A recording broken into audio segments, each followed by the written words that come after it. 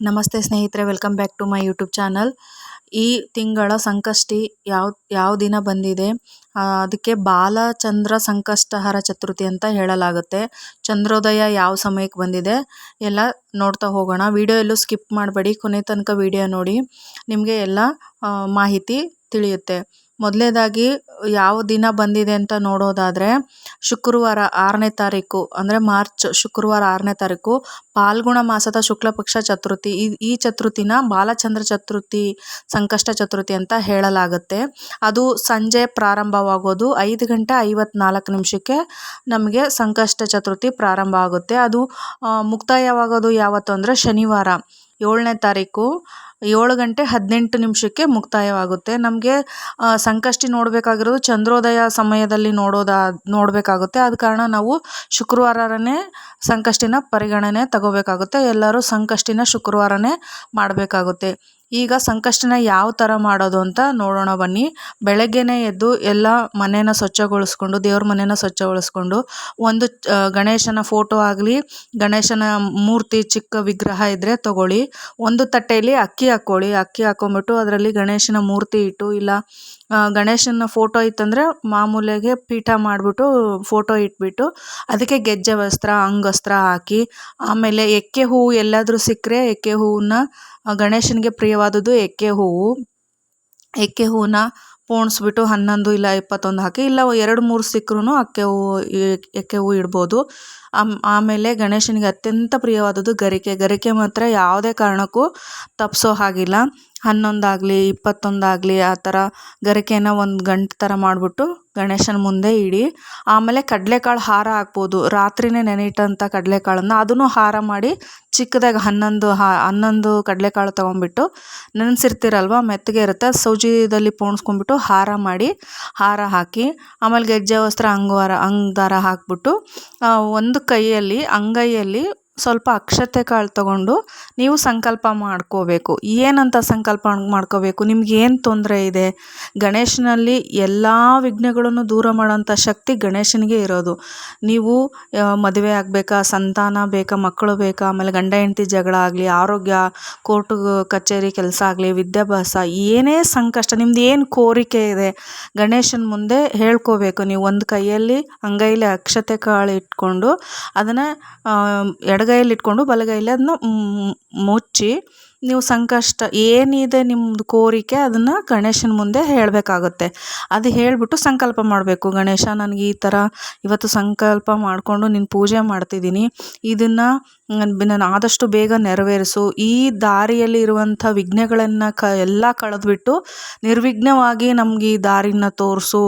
ಈ ನಮ್ದು ಏನಿದೆ ಕೋರಿಕೆ, ಆ ಕೋರಿಕೆಯನ್ನು ಈಡೇರಿಸೋ ಗಣೇಶ ಅಂತ ನಾವು ಗಣೇಶನಲ್ಲಿ ಕೇಳ್ಕೋಬೇಕಾಗುತ್ತೆ. ನಿಮ್ಗೆ ಸಾಧ್ಯ ಆದರೆ ಉಪವಾಸ ಇರಲೇಬೇಕು. ಆ್ಯಕ್ಚುಲಿ ನಿಮ್ಗೆ ಆಗಲ್ಲ ಅನ್ನೋರು ಹಾಲು ಹಣ್ಣು ತೊಗೋಬೋದು. ಅದು ಗರ್ಭಿಣಿಯರು, ವಯಸ್ಸಾದವರು ಈ ಥರ ಇದನ್ನೆಲ್ಲ ಮಾಡೋಕ್ಕೆ ಹೋಗಬೇಡಿ.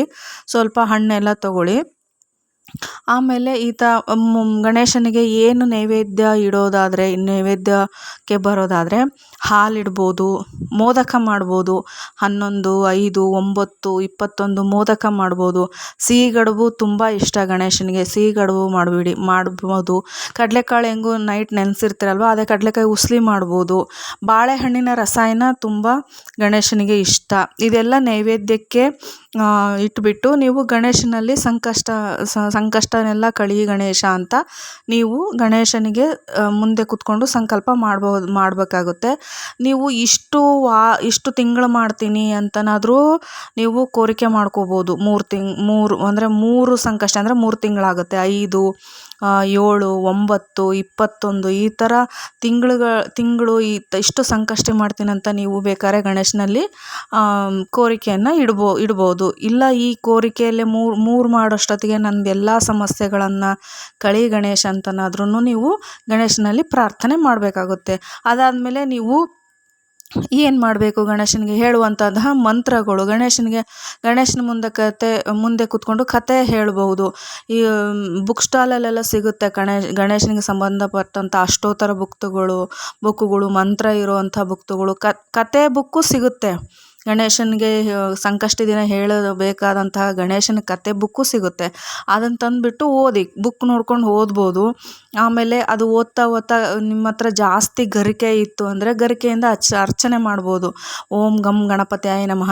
ಯಾವುದೂ ಬರಲಿಲ್ಲ ಅಂದರೆ ಇದೊಂದಾದರೂ ಬರುತ್ತಲ್ವಾ, ಓಂ ಗಂ ಗಣಪತಿಯೇ ನಮಃ, ಓಂ ಗಂ ಗಣಪತಿಯೇ ನಮಃ ಅಂತ ಎಷ್ಟು ಸತಿನಾದರೂ ಹೇಳ್ಬೋದು. ನೀವು 101 ಸತಿ ಹೇಳ್ಬೋದು, 108 ಸತಿ, 41 ಸತಿ ಈ ಥರ ಹೇಳಿಬಿಟ್ಟು ಆ ಬುಕ್ ನೋಡಿಕೊಂಡೇ ಹೇಳ್ಬೋದು. ನೀವು ಹೇಳ್ತಾ ಗರಿಕೆಯಿಂದ ಅರ್ಚನೆ ಮಾಡ್ತಾ ನೀವು ಪೂಜೆಯನ್ನು ಮಾಡ್ಬೋದು. ಅದಾದಮೇಲೆ ನೀವು ಏನೂ ಸೇವನೆ ಮಾಡಬಾರ್ದು.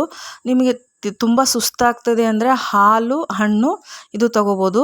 ಆಮೇಲೆ ಅನ್ನ ಎಲ್ಲ ಅವತ್ತಿನ ದಿನ ನೀವು ತಗೊಳಕ್ಕೆ ಹೋಗಬೇಡಿ. ಸಂಜೆ ಆದಮೇಲೆ ದೇವಸ್ಥಾನಕ್ಕೆ ಹೋಗಿ ಬನ್ನಿ. ಗಣೇಶನ ದೇವಸ್ಥಾನ ಎಲ್ಲಾದರೂ ಹತ್ತಿರ ಇದ್ದರೆ ಗಣೇಶನ ದೇವಸ್ಥಾನಕ್ಕೆ ಹೋಗಿ ಬನ್ನಿ. ಅಲ್ಲಿ ನೀವು ರಾತ್ರಿ ನೆನೆಸಿರ್ತಕ್ಕಂಥ ಕಡಲೆಕಾಳು ಹಾರನೂ ತೊಗೊಂಡು ಹೋಗ್ಬೋದು. ಗರಿಕೆ ನಿಮ್ಮ ಹತ್ರ ಜಾಸ್ತಿ ಇದೆ ಅಂದರೆ ಗರಿಕೆ ತೊಗೊಂಡು ಹೋಗ್ಬೋದು. ಅಲ್ಲಿ ಹೋಗ್ಬಿಟ್ಟು ಅವರಿಗೆ ಅರ್ಚಕರಿಗೆ ಕೊಟ್ಬಿಟ್ಟು ಅರ್ಚನೆ ಮಾಡಿಸ್ಕೊಂಡು ಬರ್ಬೋದು. ದೀಪ ಬೇಕಾದ್ರೆ ಅಲ್ಲೇ ಹಚ್ಬೋದು. ಮಣ್ಣಿನ ದೀಪ ಹಚ್ಬೋದು, ತುಪ್ಪದ ದೀಪ ಹಚ್ಬೋದು, ಬಾಳೆಹಣ್ಣಿನ ದೀಪ ಹಚ್ಬೋದು. ನಿಮ್ಗೆ ಇಷ್ಟ ಇದ್ದರೆ ನೀವು ಏನಾದರೂ ಅಂದ್ಕೊಂಡಿದ್ರೆ ಅಲ್ಲಿ ಹಚ್ಬಿಟ್ಟು ಬನ್ನಿ. ಬಂದುಬಿಟ್ಟು ರಾತ್ರಿ ಚಂದ್ರೋದಯ ಸಮಯದಲ್ಲಿ ಅಂದರೆ 8 ಗಂಟೆ ಮೇಲೆ ಚಂದ್ರೋದಯ ಆಗುತ್ತೆ, 8-8:30 ಮೇಲೆ.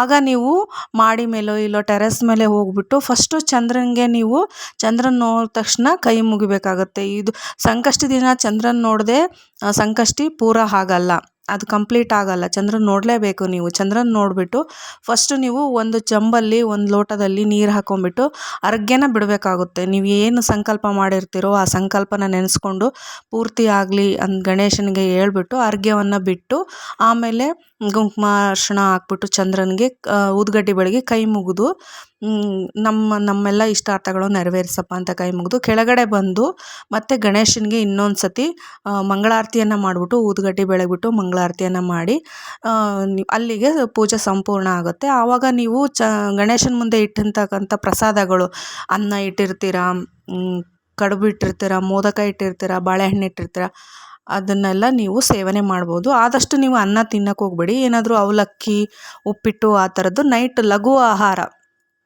ತೆಗೆದುಕೊಂಡು ನೀವು ಆವತ್ತಿನ ದಿನ ಸಂಕಷ್ಟಿನ ಕಂಪ್ಲೀಟ್ ಮಾಡ್ಬೋದಾಗುತ್ತೆ. ಇದಾಗಿತ್ತು ಇವತ್ತಿನ ಬಾಲಚಂದ್ರ ಸಂಕಷ್ಟಹರ ಚತುರ್ಥಿಯ ವಿಶೇಷ. ಮತ್ತು ನಿಮಗೆ ಇದೇ ಥರ ಹೆಚ್ಚಿನ ವೀಡಿಯೋಗಳು ಬೇಕು ಅಂತಂದರೆ ಪ್ಲೀಸ್ ನನ್ನ ಚಾನಲ್ನ ಲೈಕ್ ಮಾಡಿ, ಪ್ರತಿಯೊಬ್ಬರು ಶೇರ್ ಮಾಡಿ, ಸಬ್ಸ್ಕ್ರೈಬ್ ಮಾಡಿ. ಮತ್ತೆ ಸಿಗ್ತೀನಿ ಮತ್ತೊಂದು ಮಾಹಿತಿಯಲ್ಲಿ.